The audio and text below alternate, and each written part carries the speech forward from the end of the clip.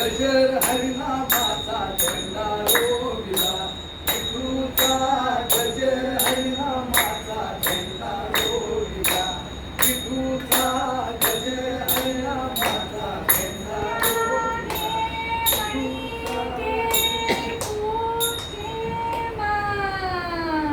ए bye चल जा इथून. अगं कार्यक्रम काय चाललाय, माणसं काय बसली आणि तुझं ते मदच असं घे घे ते घे बाय. चोरी करायला आले का टाका टाकाय आले? काय चोरी करत नाही का टाका टाकत नाही, भाकर तुकडा दे की जातंय. अगं आता टाईम कुठचा आहे, दुपार आहे आणि आमची माय शेतावर गेली, कोण देईल तुला भाकर तुकडा? ए भाव दे की रे जरा भाकर तुकडा. अगं मी खोटं बोलत नाही ग, मी खोटं बोललो ना तर मेल्यावर माझे डोळे जातील. धपडकस मेल्यावर डोळा जातात म्हण. अरे मेल्यावर तर साऱ्यांचेच डोळे जातात, पण जाता जाता जर डोळा दान करशील तर दोन आंधळ्याला दुनिया दाखवायचं पुण्य नाही का पदरी पडणार? पडल की. अरे काय काय नाही म्हणतोय, द्यायला भरपूर आहे. अरे हे सोन्यासारखं दोन डोळा जर जाता जाता दान केलं तर दोन आंधळ्याला दुनिया दाखवायचं पुण्य मिळेल. रक्तदान केलं तर किमान 3 तरुणांना जीवनदान मिळेल आणि किडनी दान केली तर एखाद्याचं आयुष्य उभं राहील. अरे हे 70-80 किलोचं बॉडी दिलंय, आखाच होईल ना वा. होईल होईल बरोबर.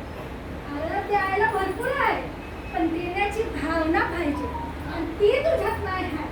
म्हणून तू 84 लक्ष योनीच्या फेऱ्यामध्ये तडफडतोय धबडकस. दबडकस हे बाय, ही काय मोठी पदवी आहे काय? नाही पदवी नाही आहे, ते काय आहे ते तुला सांगते, पण तू ऐकून घेशील ना वा. जे काय फुकटचं असेल ना समजा ऐकून घे बघ. बघा मंडळी, इकटचं असेल तर घेईना कोणी आणि फुकटचं असेल तर बाप लेक दोन्ही वर आजी आजोबा फिरी. बरं फुकटचं तर फुकटचं तू ऐकून घेशील ना, तू तुला बुरगुंड होईल. मला बुरगुंडा होईलच कसा? काय बाबा तुला बुरगुंड नाही होणार? कसं होईल? अगं माझं अजून लगीनच झालं नाही. असं मंडळी, ह्याचं लगीन झालं नाही तर याला बुरगुंड होणार नाही म्हणा. काय बाबा पण तुझं लगीन का नाही झालं? अगं गाववाले म्हणतात अजून माझं लग्नाचं वयच झालं नाही. गाववाले म्हणतात की याचं लग्नाचं वय झालं नाही. काय वय काय आहे तुझं? हा माझं वय 20 वर्ष. अरे घोड्या, एका वर्षात तुला लग्नाला उभं करत्या. अरे 21 वर्षाचा मुलगा झाला की त्याला आणि 18 वर्षाची मुलगी झाल्यावरच त्याला लग्नाला उभं करावं.